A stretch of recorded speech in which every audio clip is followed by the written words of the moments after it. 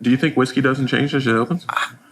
I do to a degree until he said, it was like, it's all in your head. I was like, oh, shit, what if it is all in my head? Yeah, it makes you think about it, right? And that's what I was like, all right, well, I need to get 2 bottles, open one up, kill half of it, and then let it sit. Yeah. Like, don't even touch it for a year. Dude. So I think what happens is like when a whiskey sits in a barrel, alcohol, oil, and water all have different masses.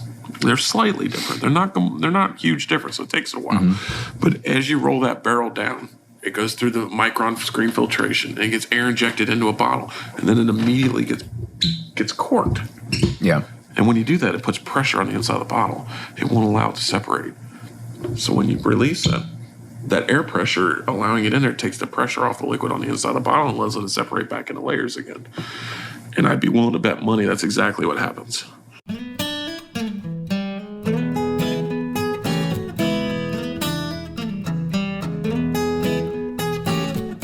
Hey everyone, welcome back to another episode of Bourbon Pursuit, the official podcast of bourbon. And before we kick off today's show, we've got some news, per usual, to always go through, and one that we have to keep at top of mind, and that is Bourbon and Beyond. Make sure you go and start buying your tickets. Bourbon and Beyond is going to be taking place in Louisville, Kentucky, September 22nd and 23rd. One of the great things that we have about being a part of Bourbon and Beyond this year is, well, we're going to be having 2 of the workshops ourselves that are going to be featuring Larry Rice. We're going to have Danny Wimmer, the founder of Bourbon and Beyond, Drew Colesmean of Willet, people from Maker's Mark. We've also got Marianne Barnes, Josh Quinn from Boone County, Smooth Amblers, John Foster. They're all going to be a part of our seminar. So you should definitely be there to check them out. These are ones that unfortunately we can't record. They're going to just be happening there. So you've got to be there to be a part of it. There's not only that, you've got a lot of other big names in rock. You've got John Mayer, Sheryl Crow, Robert Plant, Lenny Kravitz. I mean, you name it. There's a ton of people there. You can go to Bourbon and Beyond and check out the bands. But if you want to buy tickets, make sure you go to our website, bourbonpursuit.com, scroll down, look for the banner, click on that one to go buy your tickets. I swear we get no kickbacks. It's just a way that we can prove that we're helping driving a little bit of traffic that is coming to Bourbon and Beyond. So make sure you go get our tickets there.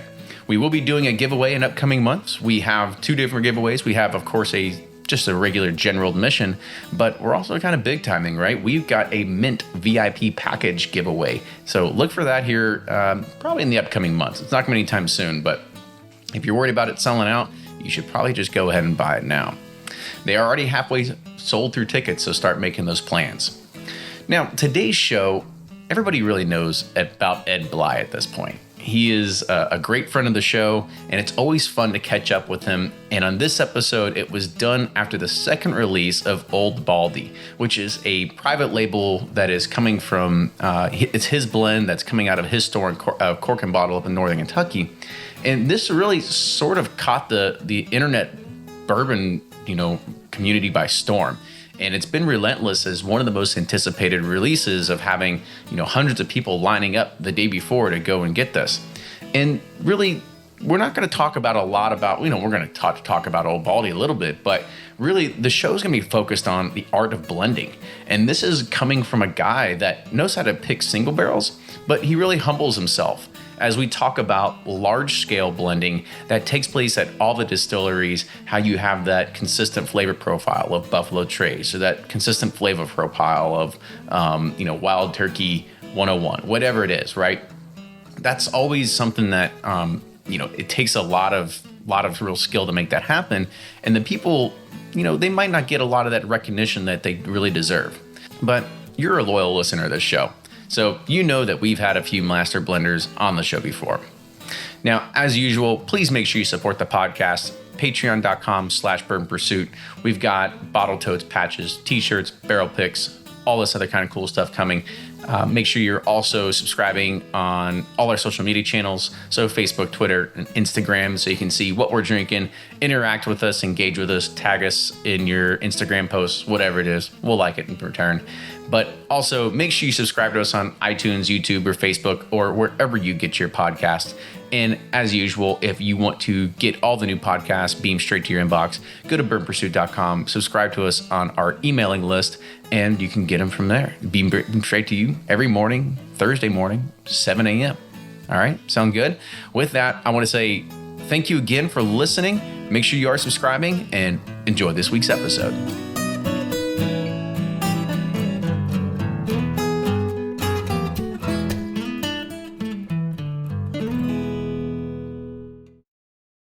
Ed Bley and Rising Tide Spirits are back again with a new release of Old Stubborn Bourbon. And this release of Old Stubborn is a premium hand marriage of 10, 11, and 12-year cask strength, barely filtered pot still bourbon. It comes in at a staggering 123.8 proof, and the flavoring grain for this one, which the last one was wheated, but this time it's now rye. Rich, sweet, and bold with a long finish that's sure to be another eye-opener. You can order online at Sealbox or thebourbonconcierge.com, and you can even purchase in person at Revival Vintage Spirits, and even now with very few select stores in Kentucky. You can get it now while you can, but be sure to do it because it's not going to last long. Always find what you love at Total Wine & More. With so many great bottles to choose from at the lowest price, it's easy to find your favorite Cabernet or a new single barrel bourbon to try with some help from one of their friendly guides. And with every bottle comes the confidence of knowing you just found something amazing. With the lowest prices for over 30 years, find what you love and love what you find only at Total Wine & More. Curbside pickup and delivery available in most areas. Visit TotalWine.com to learn more. Spirits not sold in Virginia and North Carolina. Drink responsibly and be 21. Play Whiskey Wednesday, Round 11, the memory game. Until June 26, each week you could win one of our 12 incredible grand prizes. Select $2 at checkout. And if they match on drawing night, you'll win that bottle. Not a match? No worries. You still score a Weller 12-year. Every $5 ticket gives you 5 chances to win, including 4 weekly bonus prizes. Get your tickets now at give270.org. Charitable Gaming License ORG 0002703. From their bar to yours, Chad and Sarah of the popular YouTube channel It's Bourbon Night bring you their favorite at-home old-fashioned mix with the new Elemental Elixir's Golden Hour Syrup. It's a custom-made syrup with notes of bold black tea, warm spices, and orange zest. All you need is your favorite whiskey and ice. No bitters needed. One bottle makes 16 drinks, so that's only $1 a cocktail before you add your own whiskey. They can also be enjoyed in other cocktails or spirits, mocktails, coffee, tea, and anything you can think of. It's crafted locally in Lexington, Kentucky, and you can get your bottle now at whiskeyambitions.com. Do you ever pour yourself a bourbon, swirl it around, and then start struggling to come up with tasting notes? And perhaps you're also looking for a good Father's Day gift idea. Well, you can now solve both with a kit from Knows Your Bourbon. And unlike other nosing kits on the market, Knows Your Bourbon kits feature real ingredients for the most authentic aromas. You can smell real Tahitian vanilla bean instead of some synthetic aroma that's just made from chemicals. So head on over to knowsyourbourbon.com and enter code BP10 for 10% off your order.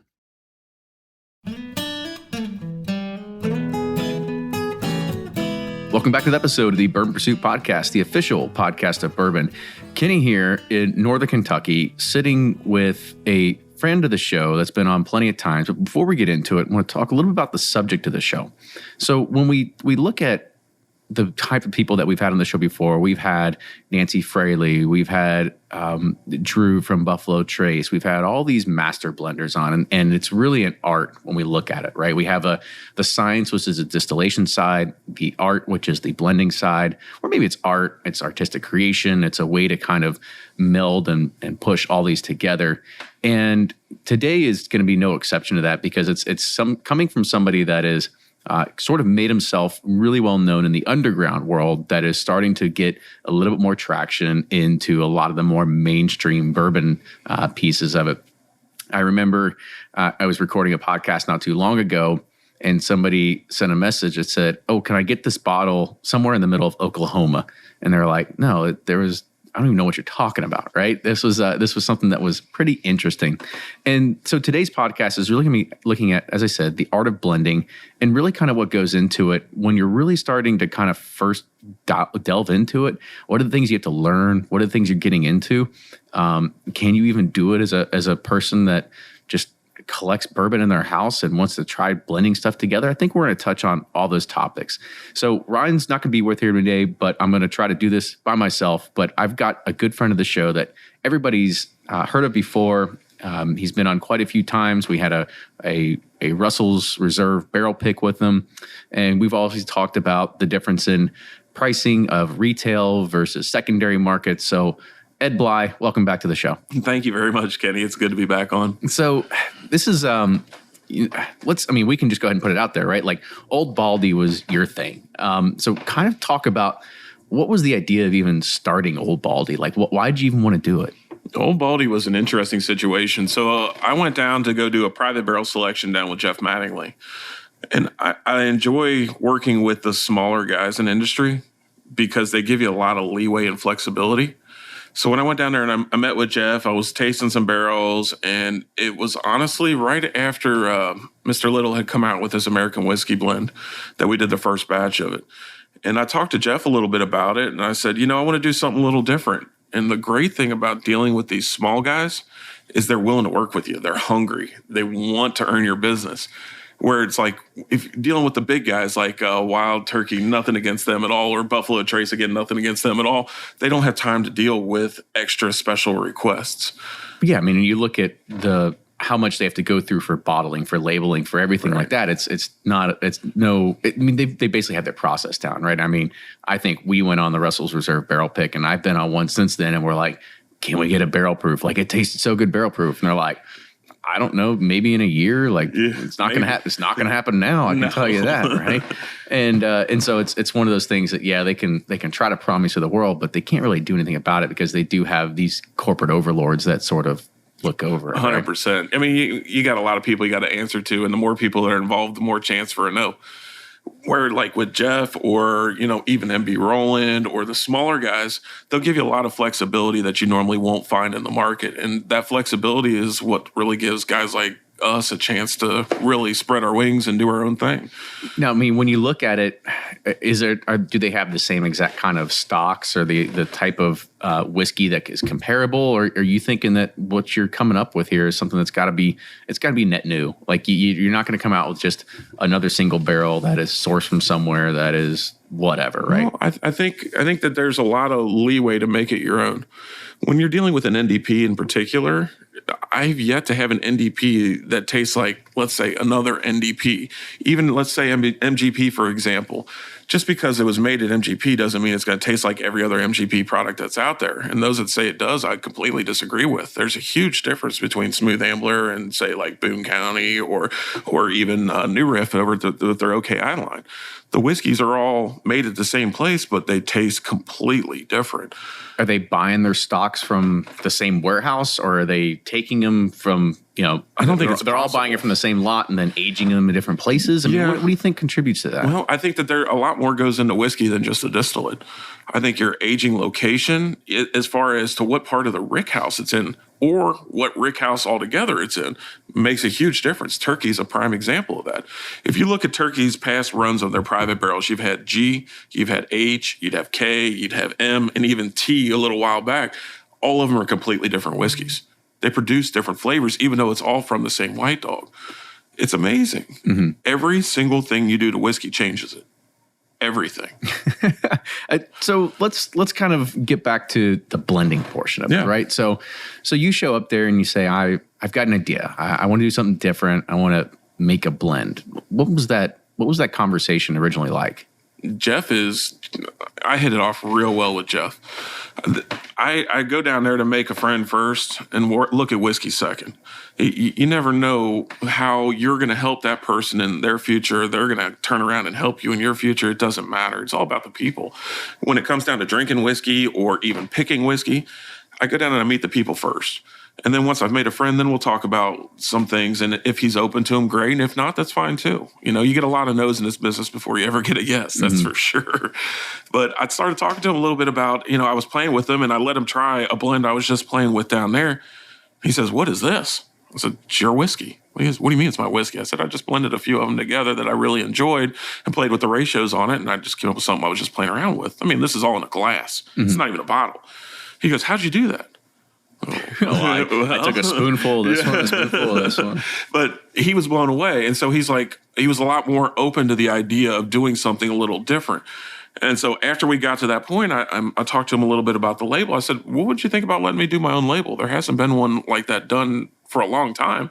The last ones I saw were with the Twisted Spoke and the Blue Smoke and the epic ones. But it'd be kind of cool to be able to design my own label." And he goes, "Okay." And then they picked me up off the floor. Isn't it funny? Isn't it funny how sometimes you get that first okay and you're like, I didn't realize it was going to be that easy. Right. And you're going through and you're going, did he just say that? Hold on a minute. Replay. It's like, and I was floored. So they picked me up off the floor, and then I made an appointment, and we came down, and that's how Baldy Batch 1 came to be. Well, let's rewind a little bit. So as you're sitting there and you're blending stuff together, like, did you just go off on the side and just start picking things away? And like, what was... Well, Jeff has a totally different experience down there. He lets people try stuff straight from the barrel in his gift shop. He's a small place, so he's trying to do things a little different than the bigger boys are. You're not going to go and be able to drill into a Buffalo Trace Weller barrel and pull out a bottle. Right. I think I can hear Brendan laughing all the way down here at that suggestion, but I don't blame him. I get it. It's a whole different scale, but when you're dealing with the smaller guys, again, you get a lot of flexibility. It never hurts to ask, and you'd be shocked at some of the responses you get. And so I guess during that initial testing phase or whatever it was, like, what barrels were you touching that you're like, okay, I can put these together and it's making something? So when I started blending, I wasn't looking for whole barrels to blend. I was looking for things that stood out a little differently to try to meld the flavors together. So if I found a barrel that had a real strong nose and a real strong mid palate, but the finish wasn't all there, or vice versa, or one of the three major parts wasn't there, I worked on combining them with another whiskey that showcased that part it was missing. The whole idea was to to blend a completed product, an exceptional completed product. And by putting the pieces together like a puzzle, the end result was a beautiful picture. It turned out great. So I'm still going to stick with like the idea of doing the blend, right? Because you're a guy that's fairly well known for doing some good single barrel picks, right? Yes, sir. You're pretty well known for that. Have you been blending stuff at home or trying stuff out before this? And you said, like, I got a knack for this, maybe? Like, what? No, I wanted to test myself more than anything. I wanted to see if I could do it. It's hard. And, people that sit at home and play around with finished whiskeys where they mix a couple finished whiskeys together or create an infinity bottle or whatever it is they do, they're blending finished products. I'm trying to create a product that'll be new, that'll be different, that'll be finished, not taking already finished products and mixing them together. It's a whole nother way of thinking. Blending is nothing more than controlling the variables. All you're doing is controlling every piece of the puzzle you can get your hands on and keep control of to create a finished product. You're looking for the outcome. So you're pulling all the resources together to make sure that nothing else goes out of your control to try to have control over the finished product. It's a completely different process than like going to Buffalo Trace and blending. Those guys are blending 40,000 bottles. We're talking a lot of gallons of whiskey, a lot. They're going and pulling samples off a rack, and then they'll take the entire rack under the assumption that every barrel's the same. Well, you and I both know by picking barrels that that's not even remotely close to true. Two barrels next to each other in a rick house will produce completely different results, even though they're off the same run of White Dog. Your barrel has a ton of influence. They don't have as much control over it as I do picking 6 barrels. I can keep control of everything. So it gives me a lot of control over the finished product.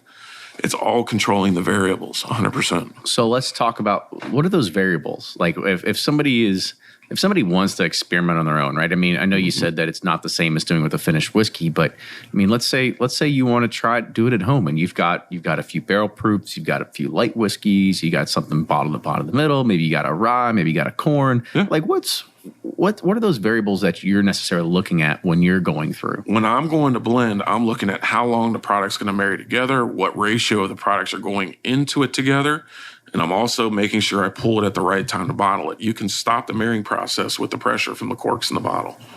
So after it's bottled, it stops changing. But while it's in a tank with oxygen and no pressure on it, it's constantly changing and evolving. I've noticed that. I let Baldy mingle for almost 4 weeks before we bottled it. And what's amazing is that the beginning blend is absolutely nothing like the finished product, which is kind of neat that we talked about this because I actually brought you in some samples to show you. Yeah. So I pulled a bottle during the blending process that was blended real early. I pulled one that was done right before filtration and one after filtration, obviously, that you'll be able to try and see the differences during the marrying process. It will shock you how different each one of them is. It's completely different whiskey. So what did you actually, before I start tasting and trying all these, I mean, what was it that, I mean, you said it shocked you, but I mean, did you expect that or did you anticipate that to happen? Did Jeff kind of, guide you a little bit and say, like, this is not going to be the same whiskey at the end of this? No, I kind of figured it out as I went. I mean, a lot of it's common sense stuff. If you put it back in a barrel, you've lost control of your blend because the oak then has an influence on the finished product you can't predict. When you're blending a product and you're blending it in a tank, for instance, and we'll get to the tank part because I wanted to talk to you about that. But when you're blending a product together and you put it in a tank, it doesn't have the oak then pushing in the product and absorbing the product and pushing it back out. None of the marrying process, none of the aging process. The oxygen level in the tank will have an influence, though. I learned this the first time. The first batch of Baldy was, 50, almost 60 gallons, right? Mm-hmm. The second batch was 200. Well, in a 250-gallon tank, that's a lot of difference in airspace. So the overall influence changed the final product on the whiskey. You have to have a lot of faith in what you're doing from the start to have a good end result. It's because you really don't have an idea of what it's going to be like until it's done. I mean, did you at one point think like, I mean, shit, we could have just thrown away a couple grand on some barrels that aren't going to be good at the end of this? It's scary. Yeah. I mean, we're not talking a couple grand. Yeah. We're talking close to six figures. Mm-hmm. And you got that sitting in a tank, and that tank takes a turn you're not expecting. It's an oh crap moment. Right. I had that happen on the second batch. Mm-hmm. It took a turn in marrying that I wasn't expecting, and the mid-palate spice fell off. And you'll notice the mid-palate spice on the final product. I had to tweak it with a little more 11 year to get that mid-palate spice back. I tried to take batch one, and I saw a couple of the flaws that I personally saw with number one. The mid-palate kind of falls off on one and then picks back up as you swallow. So instead of being a traditional witch's hat, if you will, where you enter in your mouth, it hits you with that spice note, and then it slowly starts to fade off again. It went where it hit you on the mid, it fell off immediately, and then you swallowed and it picked back up again and then fell off. So I tried to get the traditional witch's hat back, if you will, where I tried to get that mid palate, the center spice content to be balanced all the way through. It's hard when you're blending because you're looking for small differences that are going to mean the difference. Mm-hmm. But it all starts with the barrels you select. We went through 46 barrels on this batch to pick the 6 we were going to blend. That's a lot of whiskey barrels. I was going to say, and it didn't happen over the span of one day either, right? I mean, it's a lot. Okay. Yeah. Because, we've had other blenders on before, and, they've... they're very adamant. They're like, yeah, we don't drink, right? We taste it and spit it. Right? No, the only time I swallow anything is to check the finish on it.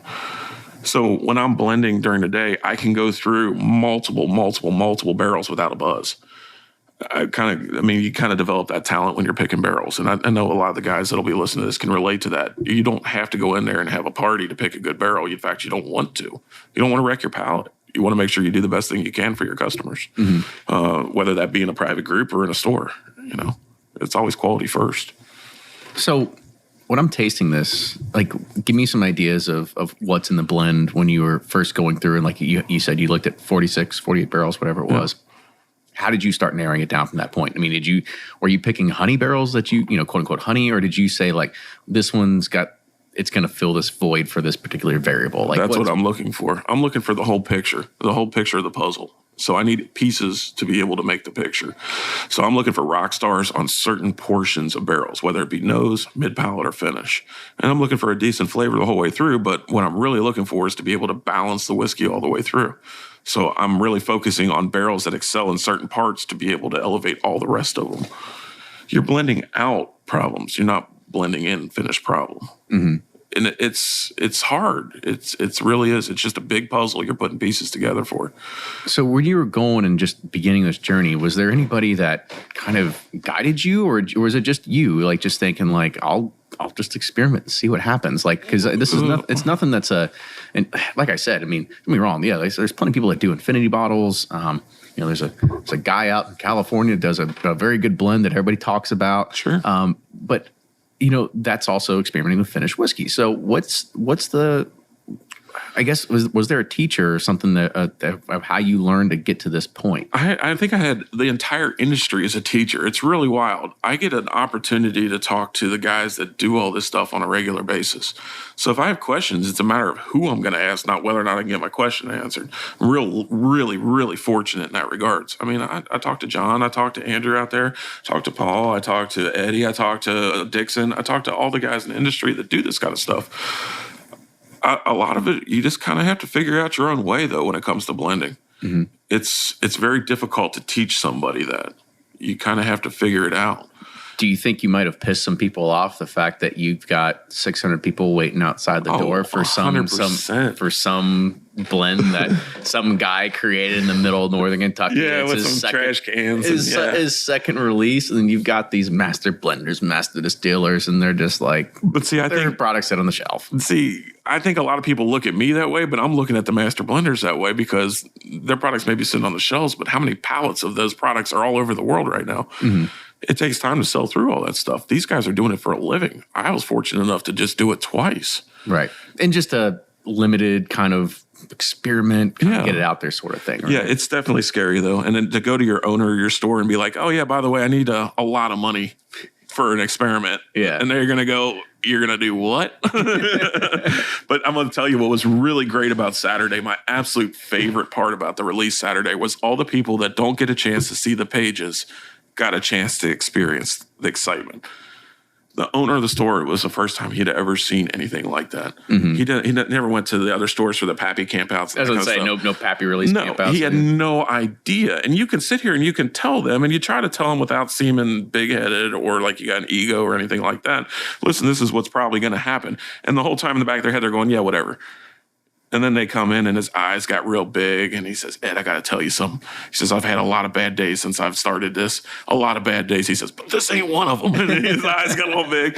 And what was really cool is we bought donuts and bagels and coffee for the entire line. Just because I didn't want a bunch of grouchy people that had been drinking all night, in the store and pushing and shoving and that kind of stuff. But it calmed everybody down. And the DJ we had, Brandon Scott Perry came, and he was on the mics, and he had everybody cheering and hooping and hollering, and there was a small roar coming out of northern Kentucky, It was shocking. The look on my mom's face, because I kind of asked my mom and dad to come. Just, again, they don't ever have a chance to see this stuff. Mm-hmm. Mom was ear to ear grin walking in the door, and she was just glowing. And it's like, I finally got a chance to show you what I've been telling you. Yeah. It makes a difference, man. It's like you're the Rudy of alcohol. Oh, it's crazy, man. I am the underdog, 100%. But it's amazing, man. And some of the opportunities that are going to come out of it are mind blowing. But your question was, what's it like for an average Joe, I guess, to come in and just do it? It was nerve wracking. It was 3 weeks of not sleeping. I mean, we pushed this to the max. So a lot of people don't know the whole story behind what happened with this. We had a different package for batch one. The package we ordered was an Italian glass. We ordered the glass in time, 8 weeks ahead of time, for the bottles to come in. The problem was that the lady that we ordered it from was promoted within the company, and no one picked up her slack and actually ordered the bottles. We're talking 6 weeks out from Italy to get bottles in through customs and into our shop to be able to bottle it down there in Georgetown, the actual distillery.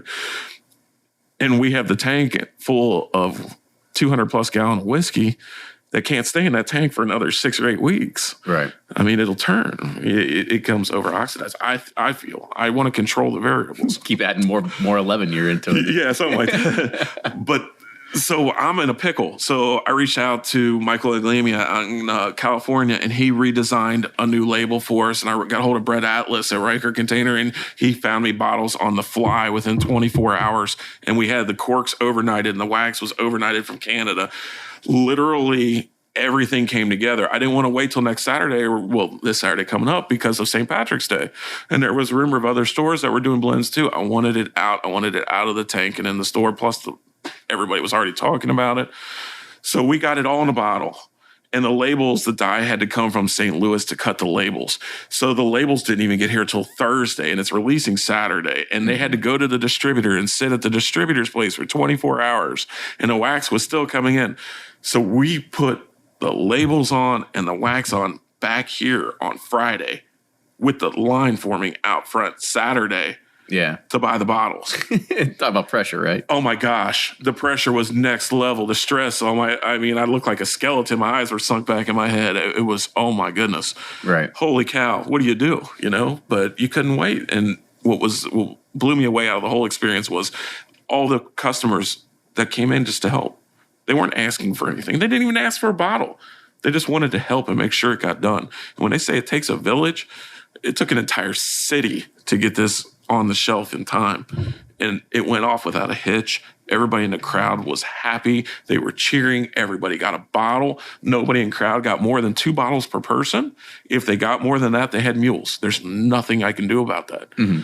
You know, and I know a lot of the guys are upset with some of the guys that are selling some of the bottles or whatnot. And honestly, you can't control that. No, I'd 100% much rather everybody drink them. Don't get me wrong. But I just, it bothers me when I see people that hate on the product because they're mad at people for doing bad things.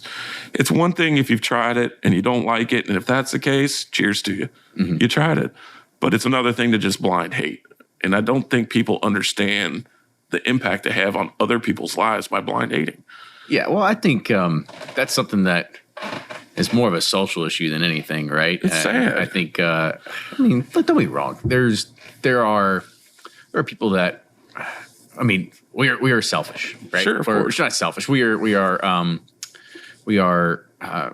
take for granted living here in Kentucky, where pretty much we have disposal of every great bourbon that's going to come out of Kentucky is at some point going to hit a store that's in our region.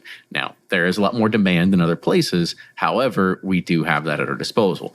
And you don't have a package license that allows you to ship nationally, right? So you can't blame them because of the state laws. No. Right? And I think that's one thing that you have to look at. I mean, if you're in Texas, I'm sure there's a lot of great distilleries in Texas that put a lot of good stuff out that we don't have access to. Sure. Now, we can have a whole debate in Texas versus Kentucky bourbon, right. But we can say that for another day. I think what you said, I think we could dispel a lot of those things of people getting mad just because they don't have access to it. Right. Is really what it comes down to, right? And I get that 100%. And I get the animosity a little bit of wanting to be able to do something, somebody else getting the opportunity to do it. I get it. But I know that a lot of people's livelihoods go into this business. And I'm not even talking about me. I'm talking about the Jeffs, the people that work for him, that feel the negativity through sales. You may not be happy with the way something went down or worked, but your words have an impact overall. Whether you realize it or not, you may think it's just some secret little group on Facebook. What the heck difference does it make? But there's a lot of people that see that just kind of keep it to themselves. I think the other thing to kind of look at this is that you've got a very you got a fan base that really loves the store. They love anything that you do. You're kind of almost King Midas at this point. No, I wouldn't say that. Right, where anything, I mean, you think about it, right? I mean, like, you kind of put MB rolling on the map a little bit, right? You had a Supreme pick out of there that is probably better than some of their other product they pushed out so far. You've got, you have a way to be able to almost kind of naturally get people wanting to like the product, even just because it's you, right? I think that's one of the elements around it. And having one of the groups it's dedicated to the store, it's dedicated to the products that come out. And not only that is, when Old Baldy 1 was released, it got attention. It got attention nationally. Got a lot of attention. Yeah. Whether it was, again, positive and negative, that's just the nature of what it is. And so I think that's one thing that you can't turn away from, is the fact that you do have that fan base out there that also helps elevate you and helps elevate the store and elevate the brand in itself. Yeah, for sure. And some of the stuff we've done here has really gotten a lot of attention elsewhere, but ultimately it's always been the fans around here. When I started off rebuilding the store, a lot of people don't know, when I took over the departments that I run now, the store was on the way down bad. It had been going through some real rough spots. The shelves were empty. They didn't have a client base anymore. And I kind of saw an opportunity, and I started off just stocking shelves. But the way that we treated customers, from the point that I'd had control over that on, was every one of them special. And over those last 3 years of doing that, it's amazing how many of them feel special, because they are. They support us. We wouldn't be here without them. So we try to make them feel special, but when we need help, they make us feel special. Mm-hmm. It's amazing how it all comes full circle. It Absolutely. Really is. So I kind of want to touch back on a little just on the blending, right? Of talking about really how this came to be. So give some advice to some people out there that want to try to follow in your footsteps. Like, what's a way in the door? What can they do at home? Like, what is there a way that you can experience? Because don't get me wrong, like, this is the weird thing. Like, yeah, sure, you had some company funding to go and buy some barrels and mix some stuff together, and it turned out good. Twice. But, twice. There you go. Let's probably. I'm just kidding. There'll probably be totally a third time. Probably be a third. So I guess the other thing to kind of look at is, like, if people are buying maybe like Russell's Picks. They're buying Buffalo Trace. You name any distillery, and they've got their high rise. They've got their barrel proof. They got the whatever. Like, how can people experiment with this at home?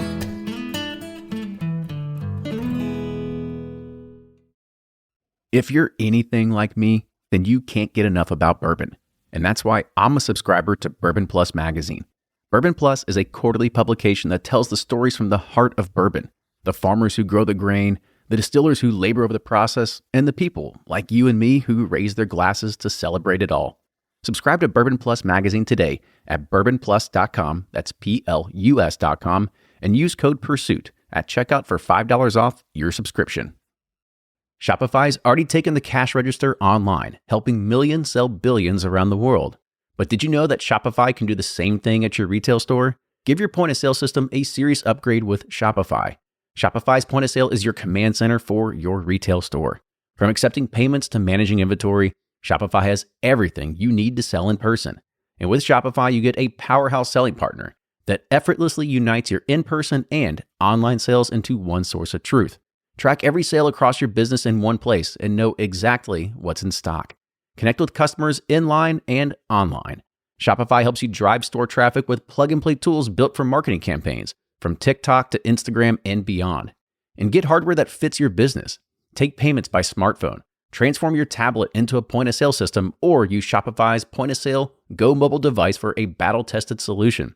Plus, Shopify's award-winning 24/7 help is there to support your success every step of the way. Do retail right with Shopify. Sign up for a $1 per month trial period at shopify.com/bourbon, all lowercase, and go to shopify.com/bourbon to take your retail business to the next level today. Shopify.com/bourbon.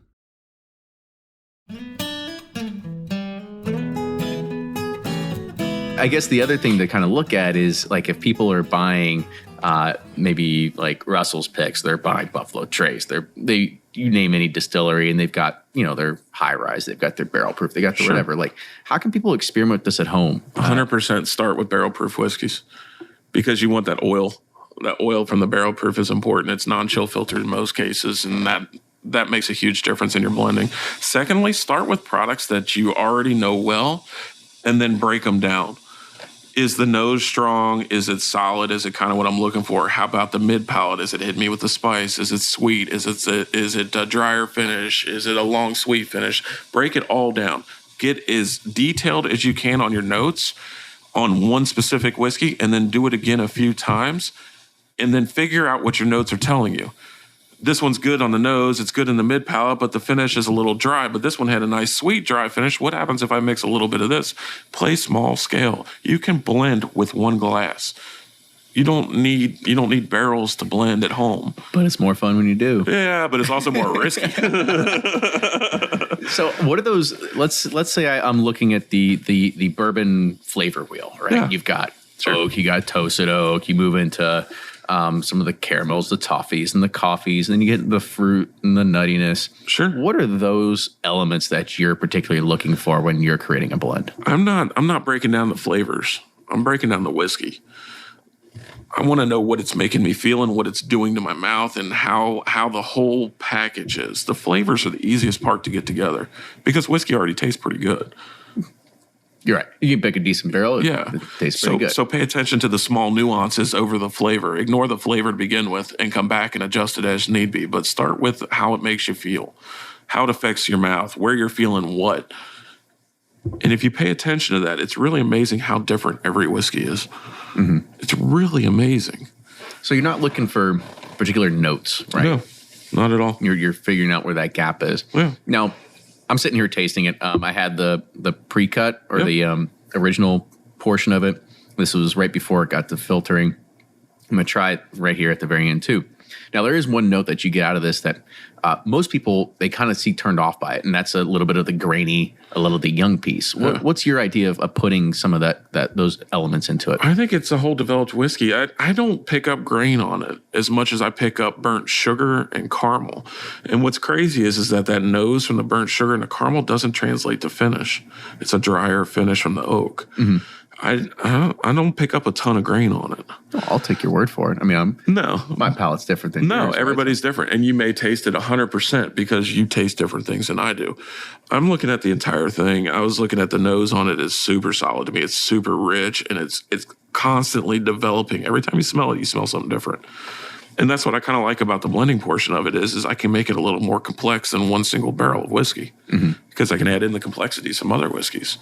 You control every variable. It's amazing. I mean, I guess so. Let's take that into it because we look at we've all picked single barrels before, at least from you and I, and I'm sure a few listeners of the show have as well. And sometimes you think you have a well-rounded, well-balanced, good single barrel. I mean, in your opinion, could you go to Jay Mattingly and find that single barrel and just say, we're just going to do a single barrel? Like, this is perfect. He'll sell you a single barrel, sure.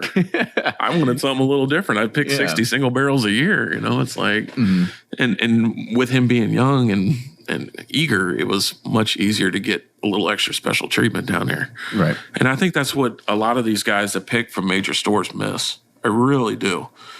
They don't go chasing after the small guys because they don't think anything's there to be the best product. It's got to come from Buffalo Trace, which they make great products. Don't get me wrong, but there's gems hiding everywhere. Every rick house has the ability to produce a honey barrel. Go down and dig for them. Give the little guy a chance. Right. You'd be surprised what they'll allow you to pull off. Yeah, but I mean, if we think about it from a consumer standpoint, yeah, sure, a single barrel Buffalo Trace is like $28 to $30, and then you've got something that's from the younger guys or from a smaller place, and it's double the price, if sometimes not triple, right? Sure. So from a consumer standpoint, it's sometimes a little hard to swallow. Of course, I can understand that too. And there's definitely a ton of guys that don't put out the best stuff, but I don't pick every place I go to pick from. I've turned down 10 places I've actually gone to pick barrels at. I've passed on barrels. You got to do what's right for you and your customers in the store first. But it doesn't mean you don't go sniffing around, If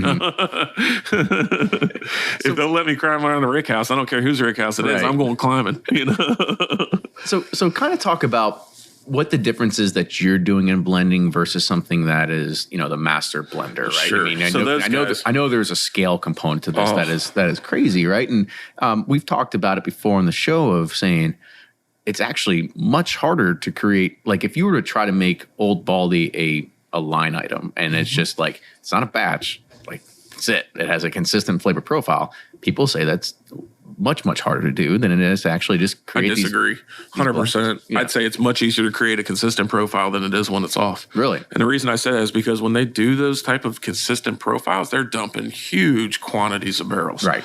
Huge. I'm saying on a release of 1,000 bottles, now it's difficult, right? In a release of 10,000 bottles, I think you've got a little more leeway. It was all different problems. When I did the first batch, it was so easy because the quantities were so small. I ran into problems doing this one that I wasn't expecting. I needed to use more whiskey, so I had no idea how much is in each barrel. I had a guess, but I had no real idea to be able to do the blend ratios right at the end. You just take your phone and put the flashlight in there and be because that's super scientific, right? So I ran into a problem when I was going down there to blend, and I'm really glad you brought this up because some guys have been hammering me hard on this one on the pages. What do you do? How do you figure out how much whiskey you have in a barrel exactly without dumping it? But once you dump it, how do you keep it separate? Jeff's got a small place down there. We're talking 50 gallons of whiskey per barrel. I got 6 different barrels. I want to see what my ratios are to be able to get a final blend down to know exactly what I'm coming out with. So what do? He doesn't have big tanks. He doesn't have small tanks. He's a very small distillery. We went and we actually bought garbage cans from Walmart. Brand new ones, right? They were brand new. They weren't used, trust me. They didn't have a Wendy's bag in it or anything like that. BPA free? Yeah. And then I used food grade sanitizer to clean them again, but even though they hadn't been used, but just to make sure that they were safe to be able to use. They were perfect. Oh my gosh, a 53-gallon or 50-gallon trash can is going to hold 1 barrel of whiskey perfect. I could keep it separate so I know what I was working with. And then I could measure exactly what I had to work with on the ratios.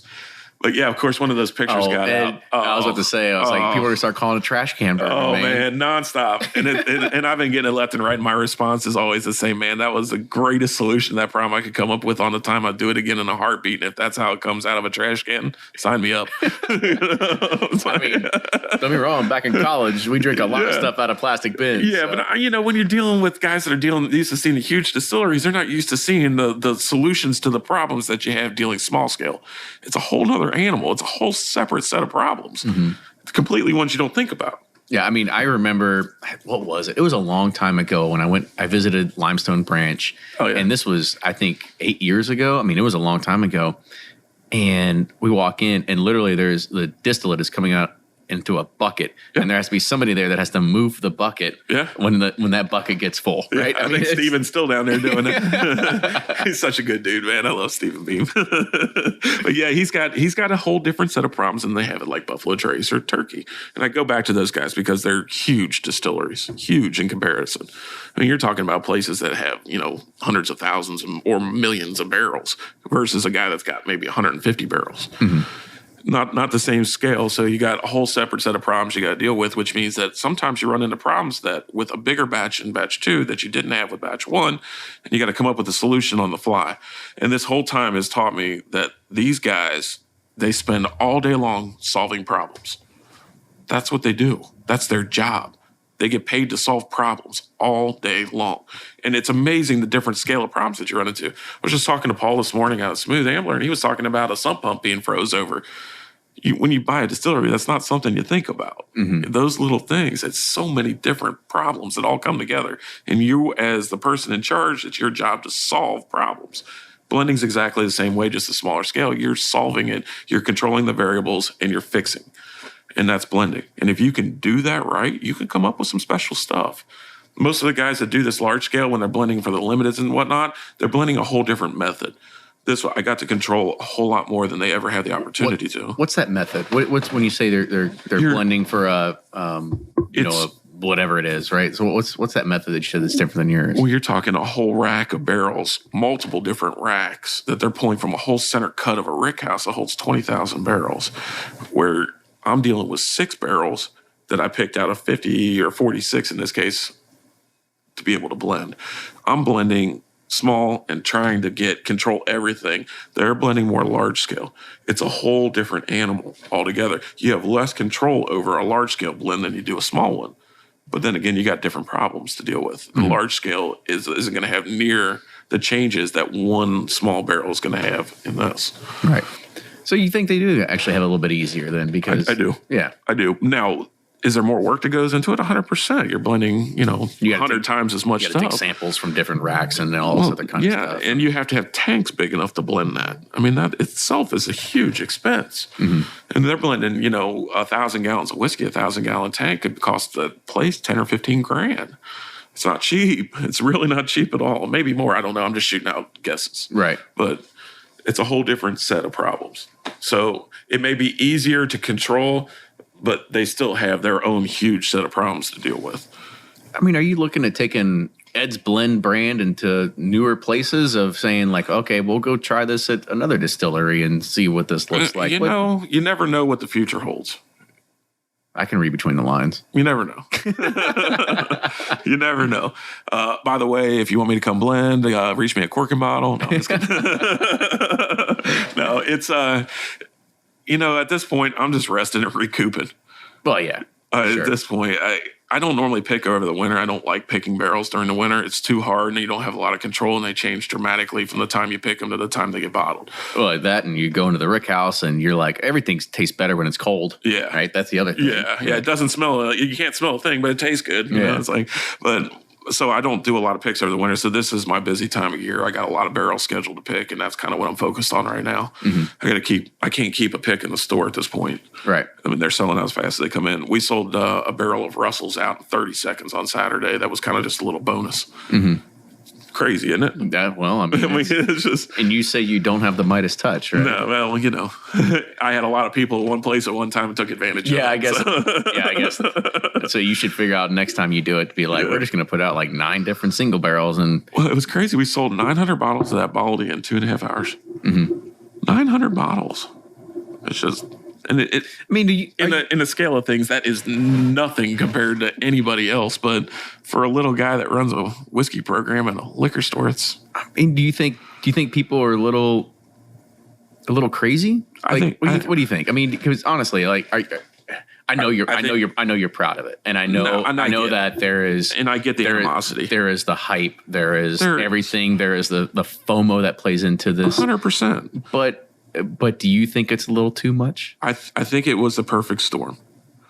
You had a bottle on the first one that got a lot of attention, and it was good. But it had attention, but it sat in the store for what, 2 to 3 weeks? You have to also remember we released that during Kentucky Bourbon Festival, so everybody was down picking up an Al Young and getting Drew stuff he was putting out at Willett. Mm-hmm. Everybody from up here was down there. Yeah. It just happened to work out timing. That's when it came. There wasn't anything I could do about it. So it sat for a week and a half, 2 weeks, something like that. And then people started trying it. At that point, they'd never heard of it either.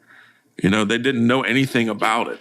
They didn't know if it was good. So once people started trying it and then they started sharing samples with their buddies, a lot of people got to try it. Couple in the fact the reviews hit, they got favorable reviews. Everything that went into it, I guess whatever the secondary was on it went up. I don't pay much attention to it. You're a liar, but that's okay. But yeah, that's so when you get that kind of bump into it, it gets even more attention. And then you couple in the fact that we were releasing even more bottles. We changed the package. We made it look a little more attractive. I think honestly, the guys that helped with this knocked it out of the park. And when you have all those things together at one time, you end up with the perfect storm. So what ended up happening is we had more people in our line than bigger stores around us had for their Pappy release. Mm-hmm. That's speaking volumes when you're talking about a private selection and a private label. That there's a lot of people that paid attention to that. Right. And, of course, I'm proud of it. I worked hard on it, but I'm even more happy for everybody else that helped out with it, because everybody got something that they'll never, ever forget. They got a chance to be part of something special. And these guys online that are all saying, blah, blah, blah, it's how can you do this? A jerk off that runs a liquor store. 500 MGP. What am I missing, right? They missed everything. Yeah. That's my answer to them. You missed the entire point of everything. You had an entire community that pitched in to help do something special. And you missed it. And if that's the only thing you took out of it is that some schmuck that runs a liquor department blended something, good. I'm glad you didn't try it. Yeah. I really am, because it's not for you. Mm-hmm. It was special. It was special not just because of the package and not because it had my name on it. It was special because of everybody that helped make it happen. Right. That was special. Yeah, I mean, I think, I mean, even greater than that. I mean, it goes into the community that does focus around the store, right? That it really did, as I said before, it helped elevate it, right? I mean, I think when Baldy came out, original batch 1, there were, it was a slow incline, right? I mean, and then all of a sudden it had this little bell curve that kind of happened to it, right? Where, I mean, you had bottles that were sitting on the table for, like I said, a few weeks. I got to give a shout out to, somebody that listens to the podcast that actually got a bottle and brought it down to me and gave it to me. Yeah. Right. And that was my entrance into this. Right. Yeah. Now with this, like, what's the plan for the next batch? Like what's your thought going into it? I always try to stay ahead of the curve. Part of that's kind of keeping a few things close to the hip. Mm-hmm. So I can't say yet, but I will say that it will definitely get some people's attention. And that's all you're gonna leave us with. I can't right at the moment. I mean, are you looking at taking it bigger than, because this was 900,000 bottles, whatever it is? Are you looking at be able to take it greater than that, or you think is that a good size? I think it's a great size for one store. Yeah, but I think that's just possibly a first step. Mm-hmm. I think not necessarily Old Baldy, but all sorts of different things are possibilities now. Right. And I think that, and one of the messages I got was actually from Prav up in Washington, D.C. Yeah, in D.C., yeah. And he said to me, man, you're doing things and you're leading the industry and you're changing the industry every day. And I hadn't really thought about that. I really hadn't, because at this point I was just panicking getting the whiskey out. But it's amazing once you start that first step, how the path gets worn. Mm-hmm. And maybe somebody else from a different store or somebody from a different group is able to take it to the next level. And I hope they do, because the only thing that happens is we all benefit from it. Yeah, I was about to say, I was like, you've got a great following in the bourbon community, the bourbon realm. But then how do you expand upon that? Like what do you have thought process or a roadmap of saying, how do I take this more to mass market rather than just, the 600 people that can line up in my store? Like, what's the idea of going bigger than that to make a name bigger for yourself too? I think if I was going to it's tough to say. It's really hard to say. I got to see how the pieces all fall together. We should put a business plan together then, right? Yeah, I probably should. But it's hard to say where it's going to go. Who knows? Market could collapse tomorrow and all of us will be out of jobs. Or it could take off and everything on the shelf be cleared out tomorrow. Or it could be somewhere in the middle. Mm-hmm. You don't know. You gotta have to play it by ear a little bit and see what pieces fall and the opportunities that present themselves. Right. I'm never closed-minded to anything. There's always something. There's always a better way to build a mousetrap, I guess is the phrase for it. Good phrase to use. Yeah. So when we think about the blends in general, I mean, are you looking at creating more of them? Like I said, we had talked about talking to other distilleries and everything like that. Or do you think this is good enough for now? No, of what the level of scale and the amount of work that went into it was staggering. The burnout that you can take, right? Yeah. I had 6,000 PMs from all over the world the week before. 6,000 PMs from all over the world. So the week including before. me, that was 5,999 more. Okay. Let that one sink in for a minute. That's a full-time job. It's like, what do you do? I was averaging 1,000 PMs a day. Most people don't even have many friends on Facebook. I didn't know I did. It's amazing. But there's obviously a lot of talk about it right now. We'll see how it does and move forward at that point. I don't have an easy answer for you because I don't know yet. Well, what's next on, I guess, helping to develop your blending experience, right? Because sure, you've had two home runs. They've been knocked out of the park.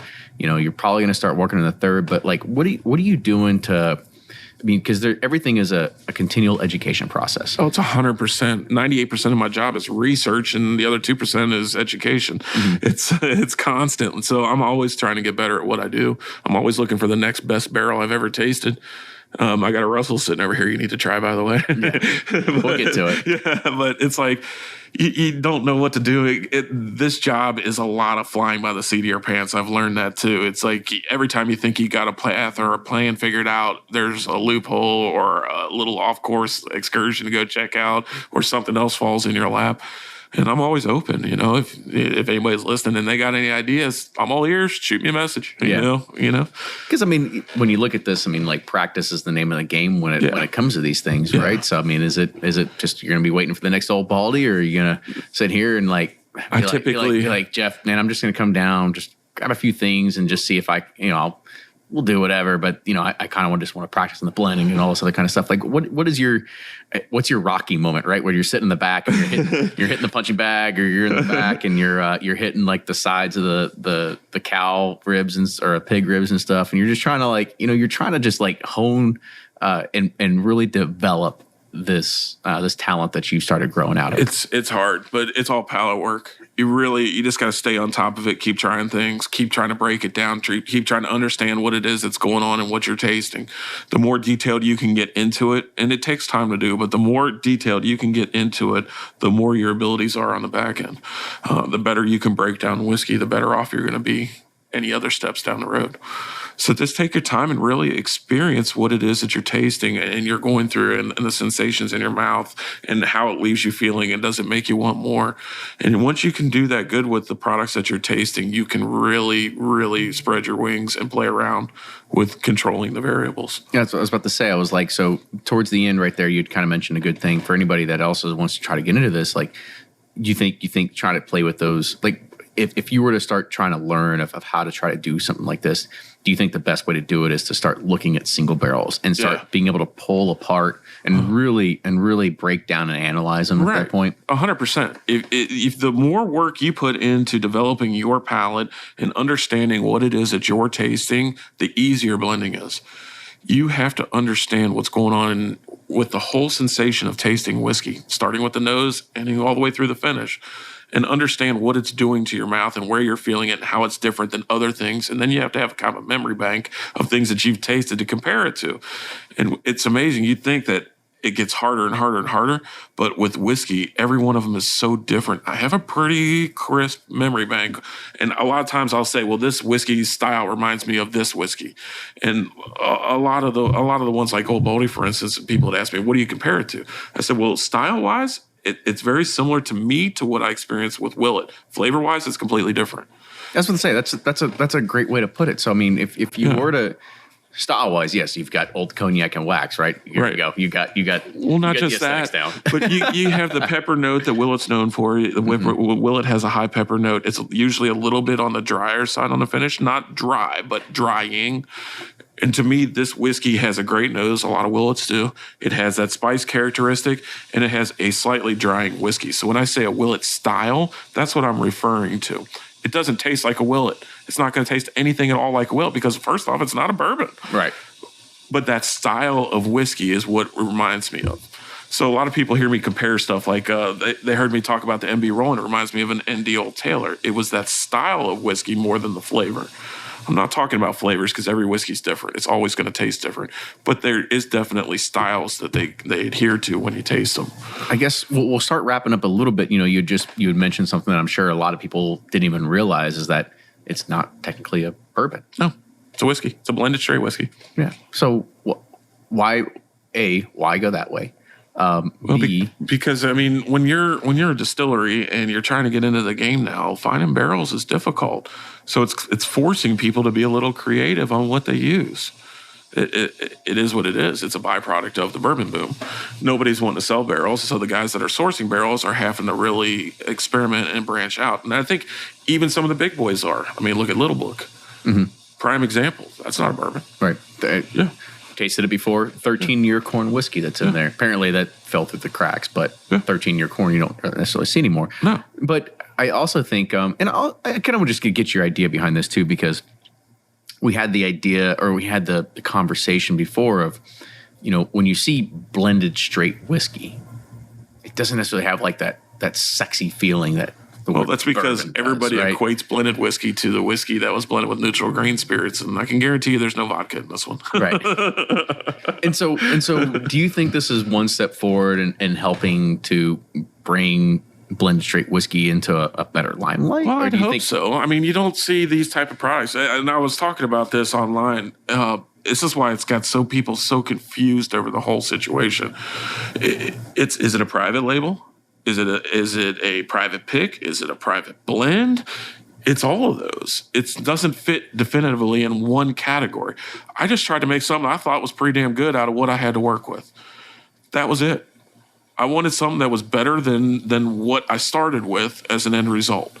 I'm not shooting for the moon. I'm not trying to create, the best thing ever released. I'm just trying to do something better than what was already available. Mm-hmm. And by taking those steps, it's the same with the private barrel. When I pick a private barrel, I'm not out there looking for the next greatest thing ever taste. I'm looking for something that's better and drinks well than what they normally offer. And I think the same thing held true with this. And I think that's why people are so confused, because they don't know how to classify it. Is it a limited? Is it a private label? Is it a private blend? Is it a private pick? What the hell is it? All we know at this point, it's not a bourbon. It's not a bourbon. But I think it's pretty good. And I think we were pretty honest on our disclosure on the back on what we did with it. And I think that people are starting to taste it now. And I think the reviews are coming soon. And I think they're pretty favorable so far. So good. I think last question we'll kind of wrap this up with is, do you think whiskey needs a shake up like this? Does bourbon need the shake up where it's not just bourbon that's becoming the thing that people got to get their hands on? Now it's starting to enter different classifications of whiskey categories. I don't think bourbon needed a shakeup. I think it's already getting that with the boom that's going on, but I think it just highlights some of the other products that are available on the upper scale side that are available to try and taste, and maybe a change of pace pour if nothing else. It's fantastic in that level, but if you go into it thinking you're drinking a bourbon, you're going to be disappointed. It doesn't taste like bourbon. Well, it's that. I mean, it's also one of those things that you line it up next to a few bourbons, and it gives you that different palate. It gives you a different mouthfeel. It gives you everything really that comes with it, right? Yeah. And not only that, you bottled this at what proof? 112. 112. Yeah. Okay. I guess next to last question is why 112? Was that the barrel proof version, or was that it's the barrel proof version? That was the highest proof of the lowest barrel, or the It was all together. Lowest proof of the whatever. How many so what barrels? happens is after you blend them, you take a proof, and that's what it is. Yeah. So, I mean, it's just like bourbon in that regards. It is what the end result is. I don't really have much control over the proof other than what I'm working with, and that was the barrels that just happened to be there at the time that were worth working with. Well, you can proof it down. That's about all you can do, right? Yeah. You can't proof it up, that's for sure. Although I don't. Well, I guess you could with the vodka. Yeah, I know, right? It is blended straight, right? So, Ed, I want to say thanks again for coming on. This was a good conversation, right? I think we touched on a lot of the good subjects, just about blending in general, of how people can get started. Really, the path and the journey that you took of of course, you've got a lot of good experience picking single barrels, and now you're kind of venturing on to whatever that next stage is. Yeah. And I think it's really cool to kind of see this happen. I think it's really good to highlight the community that really helped put this on a rocket ship. It's crazy. I mean, and I know you're trying to wrap up, but man, I just want to thank everybody again and again and again that pitched in to help to make it happen. It brings a tear to my eye. I'm not gonna lie. I mean, the people that gave selfishly on this, and the list is way too long to name all of them, but seriously, everyone that helped, thank you very, very much. Well, see, no good deed goes unpunished, though. So he's going to have you help here. You're going to be waxing bottles here for Old Baldy 3. That's right. Hopefully not. Yeah. But Ed, if as always, if people want to get in contact with you, how do they do it? They can reach me at e.bley, B-L-E-Y, at cork, the letter N, bottle.com, or they can stop up and see us here at Cork and Bottle in Northern Kentucky at 584 Buttermilk Pike in Crescent Springs, 41017. See, that's how you can find it here. You can always come by. You can look at their huge array of bourbon on the wall, and then give them the secret handshake and see what they got in the back. But make sure you follow Ed. Make sure you check out a lot of the things that he's doing. It's very interesting, especially for the what's happening right now in the bourbon world. It's an interesting thing to really see because it brings a different dynamic than what we're actually pretty used to. So make sure you follow him. Follow us as well, Bourbon Pursuit, on Facebook, Twitter, and Instagram. If you like what you hear, make sure you're supporting the show on Patreon, patreon.com/Bourbon Pursuit. We push all our new episodes out through there first, so you get the opportunity to be able to watch it live, sometimes if we're doing through Hangouts. But then, there's other times we also have the ability for you to get cool swag. We've got bottle totes, we've got patches, we've got T-shirts, and a few other things that I can't really mention on the air right now, but I want you to go ahead and just go and check it out. And if you have any other show suggestions, people you want to hear from, topics you want to see, hate mail, fan mail, whatever it is, send it to theduo@bourbonpursuit.com.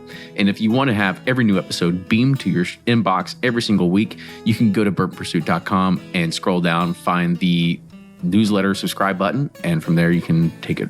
I'm pretty sure you know how to subscribe to a newsletter because everybody's got one nowadays. But with that, Ed, I want to say thank you again for joining today. Thank you. It was a real pleasure, and we'll see y'all next week. See you.